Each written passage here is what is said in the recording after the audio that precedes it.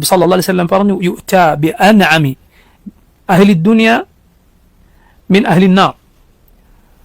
ദുനിയാവിൽ ഏറ്റവും സുഖം അനുഭവിച്ച് ജീവിച്ച് എന്നാൽ പരലോകത്ത് നരകത്തിൽ പെടുന്ന ഒരുവനെ കൊണ്ടുവരും. ഫയുസ്ബഹു ഫിന്നാരി സബ്ഗ, എന്നിട്ട് അവനെ നരകത്തിൽ ഒന്ന് മുക്കിയെടുക്കും. സുമ്മ യുഖാലു ലഹ്, എന്നിട്ട് അവനോട് പറയും, യബ്ന ആദം ഹൽ റഅയ്ത ഖൈറൻ ഖത്തു, മനുഷ്യ നീ ഇന്ന് വരെ എന്തെങ്കിലും ഖൈർ അനുഭവിച്ചിട്ടുണ്ടോ?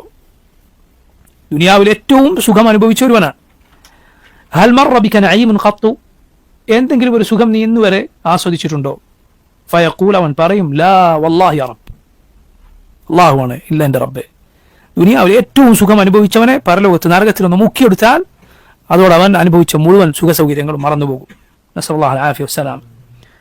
വയുഅ്താ ബിഅശദ്ദി الناس ബുഅ്സൻ ഫി الدنيا മിൻ അഹ്ലിൽ ജന്ന, ദുനിയാവിലെ ഏറ്റവും ബുദ്ധിമുട്ട് അനുഭവിച്ച് ജീവിച്ച എന്നാൽ പരലോകത്ത് സ്വർഗ്ഗത്തിൽ എത്തിച്ചേരുന്ന ഒരുവനെ കൊണ്ടുവരും. ഫയുസ്ബഗു സബ്ഗതൻ ഫിൽ ജന്ന, അവനെ സ്വർഗ്ഗത്തിൽ ഒന്ന് മുക്കിയെടുക്കും. ഫയുഖാലു ലഹ്, എന്നിട്ട് അവനോട് ചോദിക്കും, യബ്ന ആദം, ഓ മനുഷ്യ, ഹൽ റഅയ്ത ബുഅ്സൻ ഖത്തു ഹൽ മർറ ബിക മിൻ ശിദ്ദത്തിൻ ഖത്തു, ഇന്ന് വരെ എന്തെങ്കിലും ബുദ്ധിമുട്ട് അനുഭവിച്ചിട്ടുണ്ടോ?